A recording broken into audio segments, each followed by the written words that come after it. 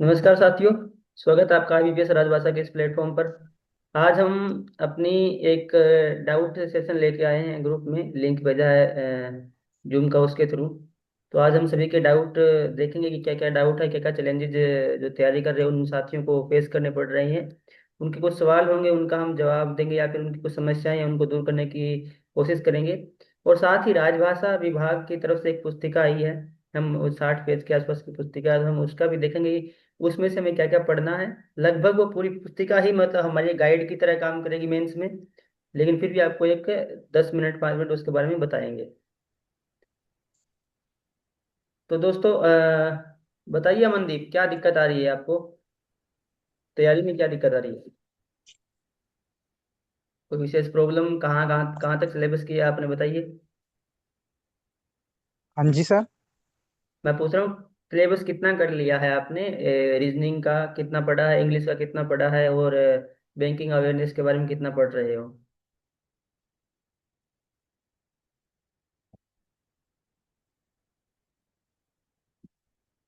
Hello. ठीक है डिम्पी, आप बताइए, आपको आप कैसे? दिल्ली का। हाँ जी सर। डिम्पी ने, आप अपना माइक म्यूट कर लीजिए अमनदीप। डिम्पी। हेलो। आयुष, आप बोल सकते हो, कोई बात नहीं, आपने अपना माइक अनम्यूट किया है। भैया मैं ये पूछ रहा था कि हमें जीए में स्टैटिक वाला पार्ट पढ़ना है, जो ये होते हैं अ, जैसे कि पार्क्स वगैरह हो गए, अवार्ड नोबेल प्राइज वगैरह हो गए, इवेंट्स और उसकी थीम होगी, ये सब पढ़ना है हमें जीए में। किसकी थीम? इवेंट्स हो गए, जैसे कोई भी इवेंट होते हैं या अवार्ड या नोबेल प्राइज से रिलेटेड हम्म। स्टैटिक पार्ट, मतलब जीए का ये सब करना है।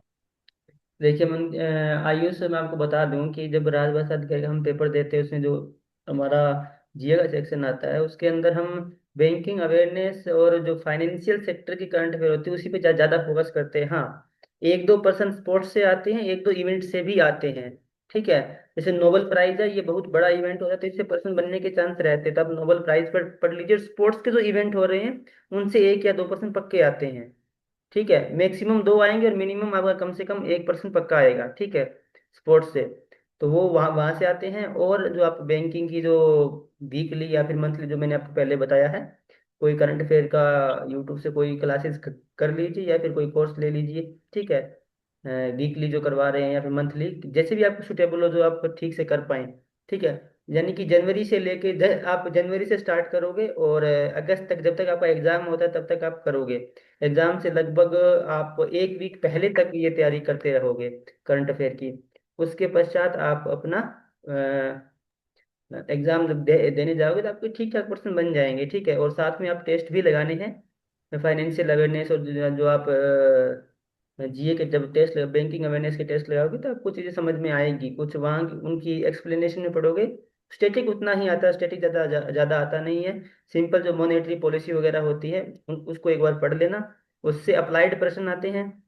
जैसे कि सीआरआर को अगर हम कम करते हैं तो मुद्रास्फीति पे क्या मतलब असर पड़ेगा, अगर हम एसएलआर को कम करते हैं या फिर बढ़ाते हैं तो क्या असर पड़ेगा। तो ऐसी चीजें पूछी जा सकती है, जो कि बहुत ही कॉमन है। और ये तो लगभग आपको पता भी होगी होगी और नहीं है तो आप रोज अगर न्यूज़पेपर वगैरह थोड़ा रीड करते हो तो उसके थ्रू भी आपको पता होगी। ठीक है। तो इसके साथ ही मैं आपको एक चीज और बताऊंगा कि जब भी आप पर्सन अटेम्प्ट कर रहे हो, जो आपके पर्सन गलत हो रहे हैं, जिस भी ऐप से आप करें, तो उसको बुक मार्क कर लीजिए और उसके एक अपनी कॉपी में नोट्स बना लीजिए कि हमें ऐसे ऐसे करके ये नोट्स, हमारा ये पॉइंट था, ये हमें नहीं आया है, तो थोड़ा उसके बारे में पढ़ लीजिए, तो ऐसे ही तैयार हो जाएगा। अलग से तुम्हें बहुत सारे जो करंट अफेयर हम एसएससी के लिए पढ़ते हैं वैसे पढ़ने की जरूरत नहीं है कि हमें हर एक करंट अफेयर पता होनी चाहिए। वो पैटर्न नहीं चलता इसमें। केवल और केवल फाइनेंशियल सेक्टर और बैंकिंग सेक्टर की थोड़ी न्यूज होती है, कुछ स्पोर्ट्स से पर्सन होते हैं, कुछ बहुत महत्वपूर्ण कोई इवेंट है, जैसे अब अमेरिका का है, ईरान का है, तो इनकी थोड़ी बहुत लोकेशन आपको पता होनी चाहिए। स्टेट ऑफ हॉर्मोज आपको पता होना चाहिए कहाँ है। बस इतना इतना ही रहता है इसमें, बाहर का इतना ही आता है। और जो फाइनेंशियल सेक्टर और बैंकिंग अवेयरनेस के जो करंट अफेयर होते हैं वो मेजरली इसमें से ही पर्सन आते हैं, लगभग आधे से ज़्यादा पर्सन आते हैं। तो आपका इससे काम बन जाएगा। ठीक है। और बताइए दोस्तों। और और भैया किसी कोई ये बैंकिंग अवेयरनेस में बैंकिंग हिस्ट्री वगैरह, type of bank, bank account, type of money, type of cheque, ये सब पढ़ना है। देखिए, ये इतना ज़्यादा नहीं पढ़ना है, ठीक है। ये चीज़ें ज़्यादा आती है क्योंकि आपको जो 50% है ना आपके, ठीक है, उसमें से आपको बहुत कम नंबर लेके आने हैं, ठीक है। अगर आपको 50 में से 50 लेके आने होते, 45 लेके आने, तब मैं आपको कहता कि आपको हर चीज़ पढ़नी है। हमें पीओ के मेंस की तैयारी नहीं करनी है, ठीक है। हम पीओ नहीं लगने जा रहे, हमें सिर्फ ये करना है कि हमारे कम से कम 7-8 नंबर आ जाए, बस। ठीक है, कि हमारी कट ऑफ के हिसाब से हमें पढ़ना है, हमें ये देखना बहुत जरूरी है कि हमें कितना पढ़ना है, कितना छोड़ना है, ठीक है। तो एक चीज हमेशा ध्यान में रखिए कि बहुत ज्यादा बल्कि नहीं बनाना है अपने सिलेबस को। बहुत छोटा सिलेबस रहता है राजभाषा अधिकारी का, मेंस का और प्री और मेंस दोनों का। तो इसको कंसोलिडेट करके चैप्टर वाइज पढ़िए, ठीक है। बहुत ज्यादा आप जैसे डीप में जाओगे तो आप फंसते चले जाओगे, आपके कॉन्सेप्ट क्लियर इतनी जल्दी होंगे नहीं, आप अप्लाई नहीं कर पाओगे। तो वो इतना हमें नहीं करना है। स्टैटिक अगर थोड़ा बहुत समझ में आ रहा है, नॉर्मल है, उसको हम कर लेंगे। और उसके पश्चात अगर मैं बात करूं दूसरी चीजों की, तो मेजरली करंट अफेयर ही हमें तैयार करना है 6 महीने का। अगर आपने उस करंट अफेयर को तैयार किया है, तो वो तैयार करवाने वाले जो पीडीएफ है, जो प्लेटफॉर्म है, या फिर कोई यूट्यूब चैनल है, वो आपको स्टैटिक भी बताएगा, साथ में उसी टॉपिक का स्टैटिक आपको करवाएगा। उतना स्टैटिक आप कर लोगे तो इनफ है, ठीक है। भटकिए मत, मैं यही कहूंगा एक बार फिर से कि एकदम स्टीक पिन पॉइंट पे हमें अपनी, कहते हैं कि अर्जुन चिड़िया की आंख दिख रही थी, वैसे ही हमें सिर्फ करंट अफेयर पे ही डिपेंडेंट रहना है, ठीक है। जितने नंबर हमें चाहिए उतने करंट अफेयर से आ जाएंगे, ठीक है। तो और करंट अफेयर का इनके जो बारे में टीचर वैसे आपको करा रहे हैं, वो साथ में स्टैटिक भी करवाते हैं थोड़ा थोड़ा, उतना करिए। हाँ बोलिए। इनके इनके बारे में थोड़ा बहुत पढ़ना वैसे भैया, जैसे ये हो गए म्यूचुअल फंड वगैरह, देखिए म्यूचुअल, फॉरेन ट्रेड हो गया, बजट से सुनिए, रिलेटेड। ये मैं बता रहा हूं आपको। अगर कुछ ऐसी चीजें हुई है स्टैटिक में, ठीक है, कोई बहुत बड़ा इवेंट हुआ है म्यूचुअल फंड के बारे में, ठीक है, या फिर स्टॉक मार्केट के बारे में कोई न्यूज आई अभी, जैसे युद्ध हुआ तो मार्केट डाउन गया था एकदम से, तो ऐसी जो चीजें हैं वो आप करंट अफेयर के साथ ही मतलब पढ़ लोगे उधर, ठीक है। तो इसमें कुछ अलग से नहीं पढ़ना है आपको, ठीक है। अगर आपको थोड़ा वैसे आप इंटरेस्ट है, आप अखबार पढ़ रहे हो, तो वैसे पढ़ सकते हो, लेकिन मैं रिकमेंड नहीं करता हूँ, मैंने नहीं पढ़ा है भाई, ठीक है। आप बिखरते चले जाओगे। करंट अफेयर में जो टॉपिक है उसके बारे में पढ़ लीजिए, ठीक है। जैसे आपसे कुछ फेरा फेमा से पर्सन आया है, ठीक है, तो आप फेरा फेमा के बारे में थोड़ी जनरल डिटेल होती है वो पढ़ लीजिए, बस उसको गूगल करिए, इनफ है उतना। कुछ आपको अगर नोटेड पॉइंट लगते हैं कि क्या क्या है, कब कब इसका ये बना, फुल फॉर्म क्या है, इतना ही, बहुत डीप नहीं जाना है, ठीक है। इंसॉल्वेंसी के बारे में कुछ अगर आया है तो इंसॉल्वेंसी के बारे में पढ़िए। अगर किसी उस न्यूज में अगर किसी पर्टिकुलर एक्ट का नाम दिया हुआ है तो उसको पढ़िए, ठीक है। इतने में काम हो जाएगा, बहुत ज्यादा डीप में नहीं जाना है हमें। एक एक उसकी ये जो मदें होती है वो याद नहीं करनी है। हाँ दिव्या। करंट अफेयर्स में सिर्फ बैंकिंग में ही मतलब हमें ज्यादा वो फोकस करना है भैया। बैंकिंग और फाइनेंशियल सेक्टर, ठीक है। अपॉइंटमेंट्स हमें ध्यान होना चाहिए हाँ। कि कौन सी अपॉइंटमेंट हो रही है, कि ये किस बैंक का सीईओ चेंज हुआ है, किस फाइनेंशियल इंस्टीट्यूशन का जो ऊपर के हेड होते हैं या फिर एग्जीक्यूटिव्स होते हैं, उनमें अगर कोई फेर बदल होता है, किसी को हटाया हटाया जाता है, किसी को कहीं स्थानांतरित किया जाता है। और हमें ये भी पता होना चाहिए कि नया था, उसने किसको प्रतिस्थापित किया है, यानी कि नया जो बना है उससे पहले कौन था, हमें ये भी पता होना चाहिए, इससे प्रश्न पूछे जाते हैं। और स्कीम्स होती हैं जैसे गवर्नमेंट स्कीम्स या पीएम विकास योजना, ये सब योजना या फिर स्कीम्स देखिए वगैरह करंट, पढ़नी है। देख सुनिए, फाइनेंशियल, वही तो मैं कह रहा हूँ, आप उस बात को समझ नहीं पा रहे हो। मैं ये कह रहा हूँ कि फाइनेंशियल सेक्टर की जो अपडेट होंगी वो आपको उसमें मिलेगी, ठीक है। अगर वो फाइनेंशियल सेक्टर से रिलेटेड है तो, ठीक है, जो भी अपडेट आएगी वो आपको वहां मिलेगी और आप उनसे कनेक्टेड होंगे करंट अफेयर के थ्रू ही, ठीक है। वहां आपकी चीजें क्लियर होगी। जिस भी, देखिए, किसी एक टीचर को यूट्यूब पे पकड़ लीजिए, बार बार यहाँ यहाँ नहीं नहीं भटकना है, किसी एक टीचर से करिए, वो आपको सब कुछ करवा देगा, ठीक है। यूट्यूब पे बहुत सारे टीचर हैं और सबका कंटेंट उम्दा है, ठीक है। सब अपने अपने मतलब इंस्टीट्यूशन को बेहतर बनाने की कोशिश करते हैं, रात दिन भर दिन। ठीक है, वो बहुत मेहनत कर रहे हैं, तो आपको अलग से मेहनत करने की जरूरत नहीं है। ठीक है, वो बहुत मेहनत कर रहे हैं तो आपको अलग से मेहनत करने की जरूरत नहीं है। ठीक है, उनकी मेहनत का फायदा उठाइए आप। ठीक है। परचम क्लासेस की सर मंथली हाँ सिर्फ एक मंथली वीडियो से कर सकते हैं? हाँ, कर सकते हो, कोई कोई कोई दिक्कत नहीं। मंथली अगर आपके पास टाइम है, कुछ काम नहीं कर रहे हो, तो वीकली कीजिए। देखिए, मैं रिकमेंड करता हूँ वीकली। अगर आपके पास प्रॉपर पढ़ने का टाइम है तो आप वीकली कीजिए। अगर टाइम नहीं है, आप वर्किंग हो, कोई और काम कर रहे हो, तो आप मंथली कीजिए, क्योंकि अभी आपके पास टाइम है। ठीक है, तो शॉर्टकट मत देखिए। सर। अच्छा। और हाँ दूसरा? बोलिए डिम्पी।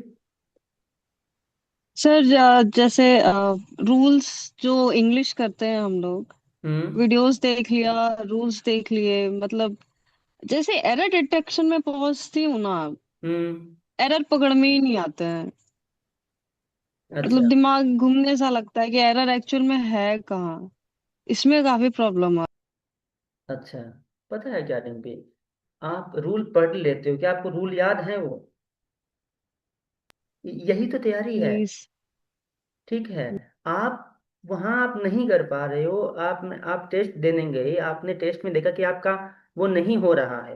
वो क्यों नहीं हो रहा है? क्या फिर आपने उसको नोट किया है? क्या आपने उसको याद किया? क्या आपने उस गलती को दिमाग में बिठाया कि मुझे ये गलती दोबारा नहीं करनी है? क्या आपने ये चीज की है? जी सर, मैं ना बार बार रूल्स चेक भी करती हूँ। जैसे कुछ मैंने प्रैक्टिस करा, फिर मैं रूल्स चेक भी करती हूँ कि कहाँ मेरा मिस्टेक गया। फिर हम्म। दोबारा वापस से करने में फिर से माइंड एकदम ब्लैंक होने लगता है कि एरर एक्चुअल में है कहाँ, एकदम पकड़ नहीं आता है सर। तो उसके बारे में आपको क्लियरिटी नहीं है। रूल आप उसको समझ नहीं पा रहे हो, डिफरेंस नहीं देख देख पा रहे हो। जिन 2 रूल या 3 रूल के बीच आप फंस रहे हो ना, उनको ही दोबारा ठीक करने की कोशिश कीजिए। आप फंस रहे हो एक्चुअली, कि आप कॉन्सेप्ट को मतलब डिफरेंशिएट नहीं नहीं कर पा रहे हो कि यहाँ पे कौन सा लगेगा। जाल बन रहा है आपके दिमाग में कॉन्सेप्ट्स का। तो पहली बात तो रूल को अच्छे से पढ़िए। और मैं ये कहता हूँ कि जिस रूल को पढ़ रहे हो पर्टिकुलर, वो रूल पढ़ने के बाद या वो चैप्टर पढ़ने के बाद, चैप्टर पढ़ने के तुरंत बाद वही प्रश्न लगाइए। ठीक है। आप रूल पढ़ रहे हो, ठीक है, जी आपने सर। जैसे जैसे आपने टेंस पढ़ा, ठीक है। आपने क्या किया? पूरा टेंस पढ़ लिया आपने। प्रेजेंट पढ़ लिया, फ्यूचर पढ़ लिया, पास्ट पढ़ लिया, सब कुछ पढ़ लिया। फिर आप टेस्ट में लगा रहे हो, जी फिर सर। आप उसमें कंफ्यूज होंगे। ठीक है। टेस्ट कर रहे हो तो प्रेजेंट को अलग रखिए, पास्ट को अलग रखिए, फ्यूचर को अलग रखिए। ठीक है। तो इस तरीके से जैसे आप करते हो ना, चैप्टर को भी डिवाइड कीजिए, उसमें फिर उसके प्रश्न लगाइए अलग अलग से।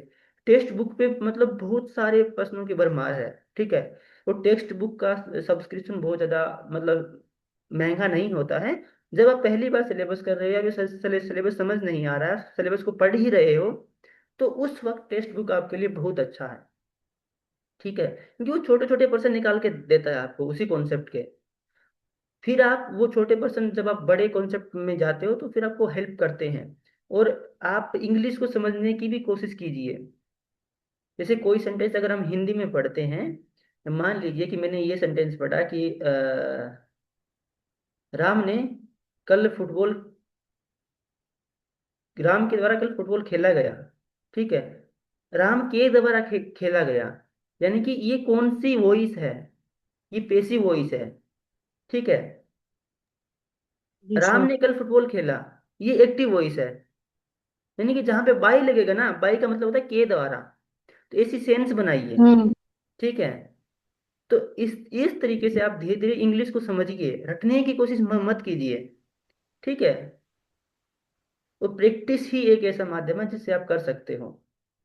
ठीक है। हर कॉन्सेप्ट को तोड़ लीजिए। अगर आपको नहीं समझ आ रहे हैं, तो आजकल तो बहुत सारे एआई टूल्स हैं, उनमें जाइए आप। इतने सारे एआई टूल्स हैं, आप मांगिए उनसे प्रश्न, मांगिए। आप उनसे ये प्रश्न मांगिए कि मुझे इस चैप्टर के इस कॉन्सेप्ट के 10% दे दो।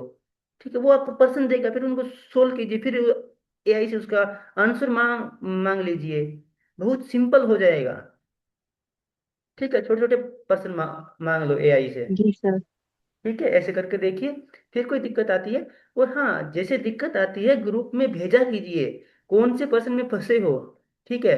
जब ग्रुप में भेजते हो तो इसका मतलब ये नहीं है कि आप कुछ बहुत अलग कर रहे हो। यानी जैसे मान लीजिए आपको कोई कॉन्सेप्ट था, वो समझ में नहीं आया, आपको इधर और का कॉन्सेप्ट समझ जी में सर। नहीं आया, आपने उसी कॉन्सेप्ट को ग्रुप में भेजा, ठीक है। तो मैं ये नहीं कहता हूँ ग्रुप में भेजने से आपको याद, लेकिन आपके दिमाग में एक चीज रहेगी कि हाँ मुझे ये कॉन्सेप्ट ये गलत हुआ था, मैंने इसको ग्रुप में भेजा था, वहां से मुझे ये सलाह मिली थी, ठीक है, या मुझे वहां से सलाह नहीं मिली थी, फिर मैंने एआई से पूछा, चैट जीपीटी से पूछा, जेमिनी से पूछा, तो मुझे ये आंसर मिला था, ठीक है। तो माइंड को ऐसे जी मतलब सर। ट्रेन कीजिए, ठीक है,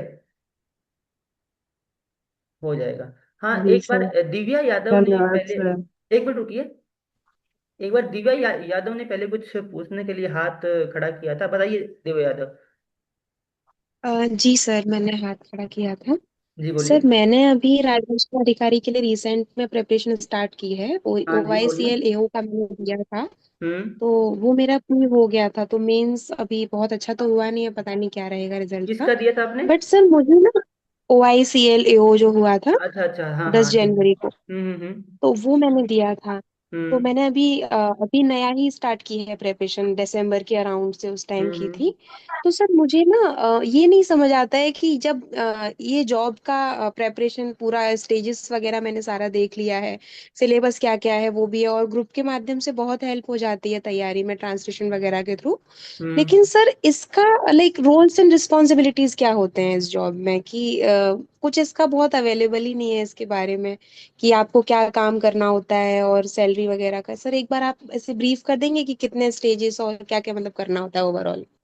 देखिए, जिस भी डिपार्टमेंट में आप जाते हो, चाहे आप जेटीओ बनते हो, चाहे आप एसटीओ बनते हो, या फिर चाहे आप राजभाषा अधिकारी बनते हो, ठीक है, जब आप राजभाषा अधिकारी बनते हो तो आपका बेसिकली काम ये होता है कि जिस कार्यालय में या फिर जिस बैंक में या फिर जिस ऑर्गेनाइजेशन में आपकी ड्यूटी आई है, जिसमें आप सिलेक्ट हुए हो, उसमें जितने भी काम हो रहे हैं, जितने भी पत्राचार हो रहे हैं, वो आपको अपने क्षेत्र यानी कि क ख ग क्षेत्र के अनुसार आपको पूरे करने हैं। उसके साथ ही आपको कार्यशालाएं लेनी होती है, ठीक है। कार्यशाला में क्या होता है कि आप जिन जो मतलब आपके जितने भी जिनको हिंदी का ज्ञान है या नहीं है, सबको कार्यशाला में भाग लेना होता है और सबको ट्रेन करना होता है, ठीक है। मतलब छोटी छोटी चीजें बतानी होती है उन्हें, रूल रेगुलेशन के बारे में बताना होता है, ठीक है। और भी मतलब जैसे कुछ ट्रांसलेशन थोड़ी सिखानी होती है, जो एआई टूल्स हैं भारत सरकार के, जैसे कि एआई नहीं है अपना, भारती है, ठीक है, राजभाषा विभाग का भारती है, हम्म।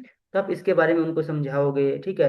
अपने कार्यालय में कोई काम हो रहा है उसके बारे में उनको बताओ कि हम इसको कैसे ट्रांसलेट कर सकते हैं। और जो भी आपके कार्यालय में जो आपके सहकर्मी हैं, उनको आप हिंदी के जो परीक्षाएं हैं इसकी, प्रबोध, प्रवीण, प्राज्ञ है, पारंगत है, इनके बारे में जानकारी दोगे, ठीक है।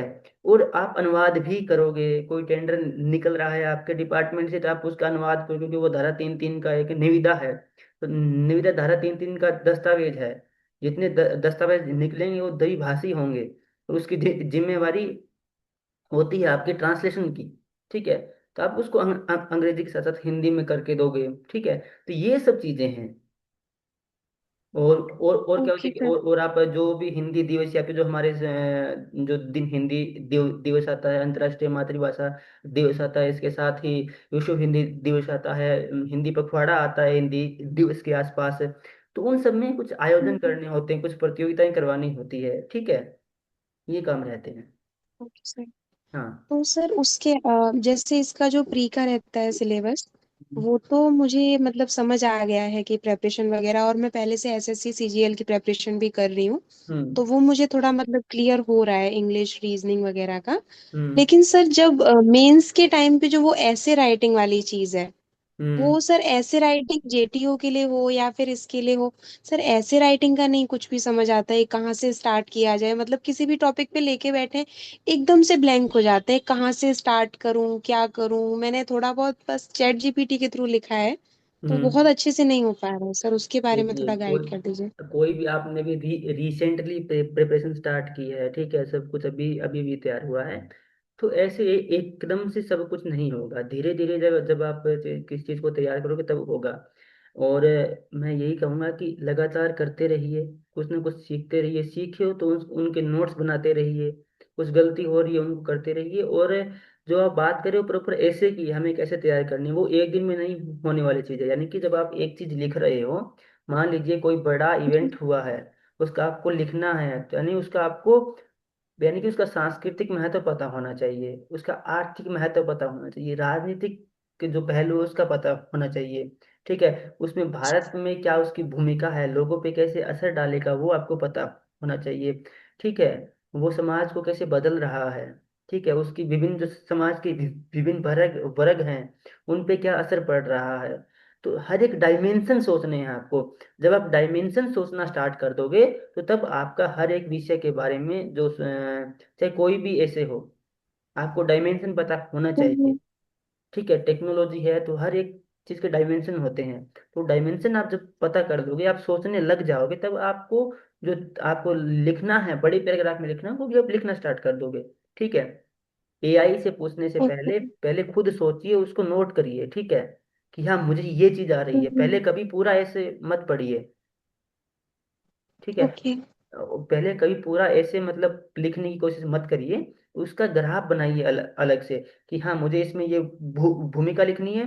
ठीक है, उसके बाद इसके कारण लिखने हैं, उसके बाद इसके जो प्रभाव लिखने हैं, उसके बाद इसके मिटिगेशन के लिखने हैं कि इसको कैसे कम किया जा सकता है, और उसके पश्चात मुझे इसको कैसे इसको मतलब आगे की राह क्या है, या फिर भारत में या विश्व में क्या मेजर कदम उठाए गए हैं वो लिखने हैं। और फिर आपको उसका कंक्लूजन लिखना है या फिर आगे की राह लिखनी है। ऐसे ऐसे लिखना है। ठीक है। Okay sir, thank you so much. हाँ। अच्छा, अभी किसी का कमेंट आया था, एक मिनट कमेंट देख लेता हूँ। हाँ, आयुष ने, ठीक है हो गया है सर। अच्छा, इन दिव्या का था। विद्यानंद कह रहे कि सर ट्रांसलेशन को कैसे इम्प्रूव करें, जो व्हाट्सएप ग्रुप में भेजते हैं वो करता हम ऊपर से काफी कुछ डिफिकल्टीज का सामना करना पड़ रहा है। जो भी डिफिकल्टीज आ रही है ना, उनका आंसर ढूंढिए, कहीं से भी ढूंढिए, ग्रुप में भेजिए। अच्छा, मैं मुझे एक बात समझ में नहीं आती, हमने ग्रुप बनाया है, ये ग्रुप बनाया है डिस्कशन के लिए, लेकिन डाउट आते तो मैं मेरे पास फोन करते हैं कि सर ये डाउट, अरे पहले ग्रुप में तो डालिए।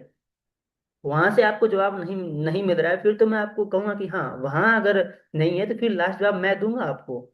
ठीक है, पहले ग्रुप में नहीं डाले, डायरेक्ट मेरे पास फोन करते हैं, सर ये दिक्कत आ रही है। अरे भाई पहले ग्रुप में डाल के देखो, आपको 10 लोगों के विचार मिलेंगे, क्या पता 10 तरीके मिल जाए करने को आपको उसी सवाल को, और कोई आसान तरीका आपके लिए बहुत अच्छा हो जो आपने पहले सोचा ही नहीं हो। ठीक है, तो जो भी डाउट आते हैं पहले ग्रुप में भेजिए। ठीक है, एक बार मुझे इनका कमेंट दोबारा देखना पड़ेगा कि मैं, अच्छा हाँ ट्रांसलेशन का है। ठीक है, ट्रांसलेशन कैसे इंप्रूव करें, जैसे ग्रुप में आशुतोष ट्रांसलेशन भेज रहे हैं। ठीक है, वो पीआईबी से लेके भेजते हैं ट्रांसलेशन लगभग, तो पीआईबी वाले ट्रांसलेशन अच्छे हैं। आप खुद भी जाके पीआईबी से ट्रांसलेशन कर सकते हैं। ठीक है, आप एक काम करिएगा, जब भी पीआईबी के उस वेबसाइट पे जाओ, तो कोई भी न्यूज है, हर मंत्रालय की जो रिसेंटली जो न्यूज होती है वो उस पे होती है, मंत्रालय वाइज, डिपार्टमेंट वाइज। तो आप देखोगे, तो उसको आप एक बार हिंदी में देखना, एक बार इंग्लिश में देखना, वो आपकी ट्रांसलेशन हो गई।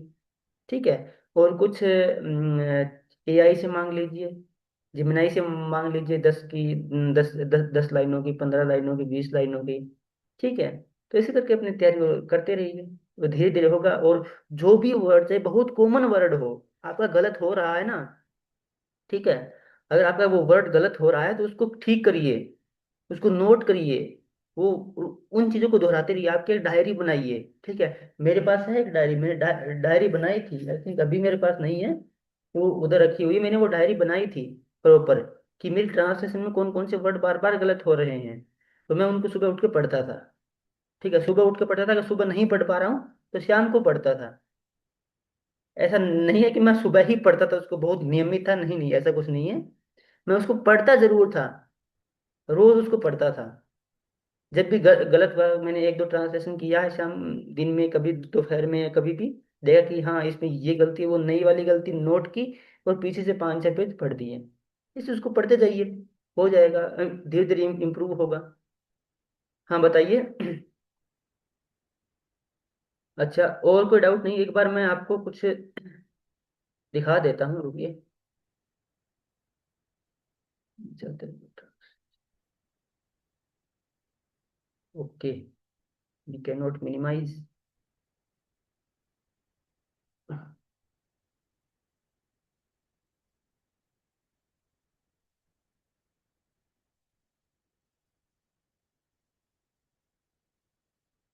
अच्छा, ये वाली है ना वो PDF।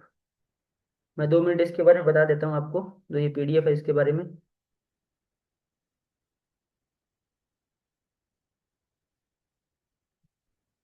लेकिन मैं इसको ओपन कर देता हूँ।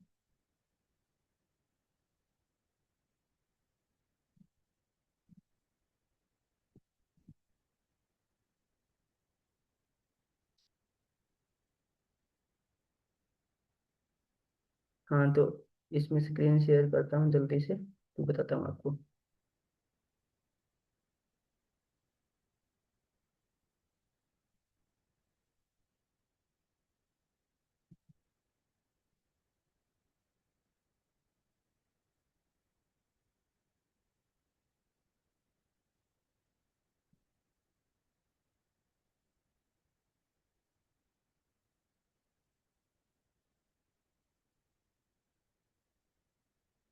देखिए, स्क्रीन दिख रही है आप सभी को? जी सर। हाँ, देखिए, अ, ये वो राजभाषा वाली PDF है। इसमें बताता हूँ आपको क्या क्या पढ़ना है। ये बहुत ऑथेंटिक सोर्स रहने वाला है हमारे लिए अब। देखिए,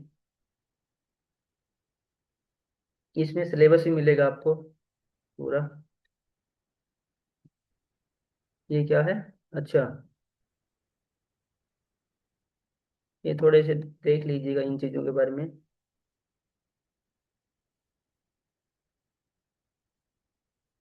ये देखिए, इसमें संवैधानिक जो प्रावधान है उनका सार दिया हुआ, ये हमें करना ही है।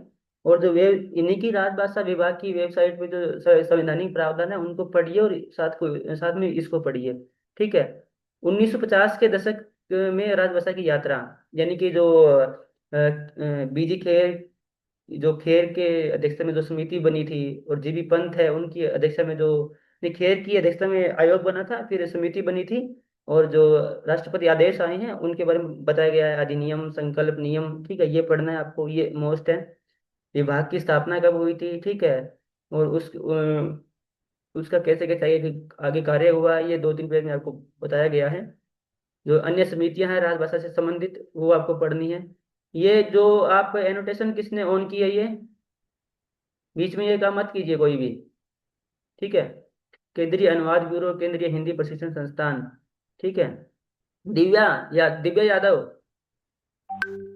बीच में मत कीजिए। ठीक है।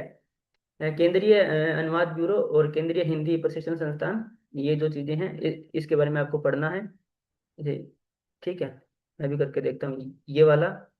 ठीक है। और इसके अलावा आपको जो ये विविध जानकारी जो अलग इसके बारे में दी हुई है, जो भी विकास यात्रा में जो भी महत्वपूर्ण पहलू वो दिए हुए हैं इतिहास के झरोखे से। ठीक है, ये जरूर पढ़ना आप, राजभाषा की प्रगति वाला। इससे अब, क्योंकि अब की बार उन्होंने नई ये लॉन्च किया ना बुक, तो इससे प्रश्न पक्का आ सकते हैं। ठीक है। और अगर देखते हैं हम, अरे भाई साहब, ये क्या हो गया? चलो इनको देख लेते हैं, पहले इनको पढ़ा रहने दे बीच में। ठीक है, ये भी एक बार देख लेना, जो ये टिकट जारी हुआ था ये। ठीक है। 4 मिनट बचे हैं, ये संवैधानिक प्रावधान वगैरह हैं। ठीक है, इनको देखते रहिएगा। ये लगभग सारे इसमें दिए हुए ही है। ठीक है। इन थोड़े एक्सप्लेन कर रखे हैं, तो ये अच्छा रहेगा आपके लिए बकायदा। ये खेल आयोग है, ठीक है, संसदीय समिति है। ठीक है, मैं इसको इरेज कर ही देता हूँ, ये इरिटेशन दिख रहा है। इरेजर कहाँ है मेरा?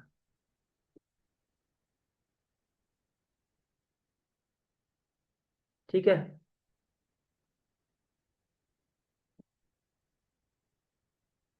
और क्या है, ये जो 14 दस्तावेज है वो है ये सब। ठीक है।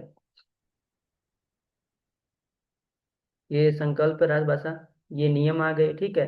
ये इनमें संशोधन हुए थे 87, 2007 और 2011 में। ये सब चीजें आपको पढ़नी है मेंस के लिए, और बहुत कुछ नहीं, 54 पेज की अगर ये PDF है तो आपके लिए बहुत उन्होंने अच्छा काम किया है। तो अपना उसके अधिदेश से देखिए। ये जो उसके अधिदेश है ना, ये जरूर पढ़ना है आपको, क्योंकि अब की बार इनसे प्रश्न पूछे जा सकते हैं। ठीक है। ये जो मामले हैं जो राजभाषा विभाग जिनके बारे में डील करता है, जो कार्य इनको सौंपे गए हैं, ये जरूर पढ़ना, ठीक है। ये समितियां हैं विभिन्न, ठीक है। ये आपको समितियां पढ़नी है, ठीक है। संसदीय समिति ने जो आज तक प्रतिवेदन पेश किए हैं, ठीक है, 12 किए हैं, 12 किए हैं, 9 पे अधिदेश आ चुके हैं, ठीक है। सर। 1 मिनट रुकिए, 1 मिनट रुकिए, पहले इसको पूरा एक बार देख लेता हूँ। हाँ बोलिए।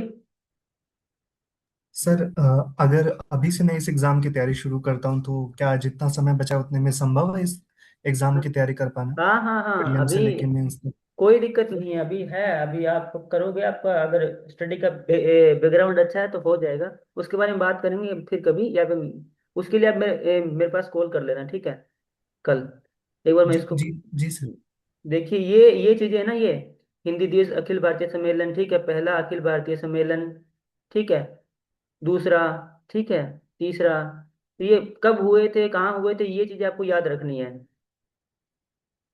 ये देखिए, ये अभी जो भारती है, कंठस्थ के जगह आया है, वोकल फॉर लोकल, ठीक है, भारतीय बहुभाषीय अनुवाद सारथी, ये आपको याद करना है, मतलब इसके बारे में पढ़ना है।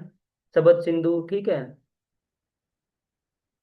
केंद्रीय अनुवाद ब्यूरो एवं केंद्रीय हिंदी प्रशिक्षण संस्थान, ठीक है। ये बहुत ही कंसोलिडेट करके आपको ये चीजें दे दी गई है।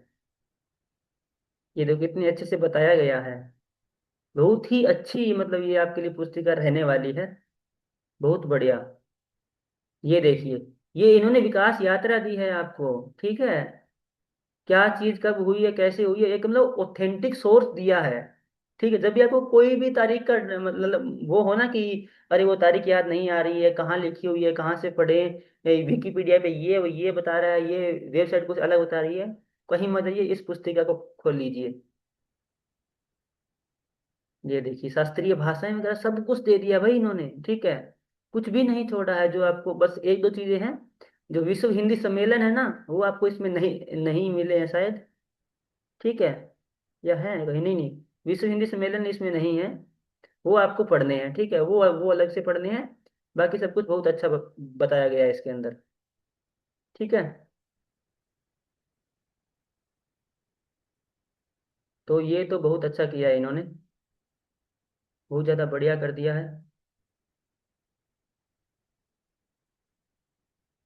ठीक है दोस्तों, अभी टाइम कम रहा है, 1 मिनट से कम रहा है। आप सभी का इस सेशन से जुड़ने के लिए बहुत बहुत धन्यवाद। जो भी आपके डाउट हैं वो अपने व्हाट्सएप ग्रुप में डालते रहिए, और इस वीडियो के डिस्क्रिप्शन में आपको लिंक मिल जाएगा, हाँ, जिससे कि आप अपने व्हाट्सएप ग्रुप से जुड़ सकते हैं। और ये जूम का लाइव सेशन है, मैं इसको यूट्यूब पे अपलोड कर दूंगा थोड़ी देर में। ठीक है दोस्तों, आपका बहुत बहुत धन्यवाद। शुभ रात्रि। धन्यवाद sir. Thank you DP. Okay okay, good night.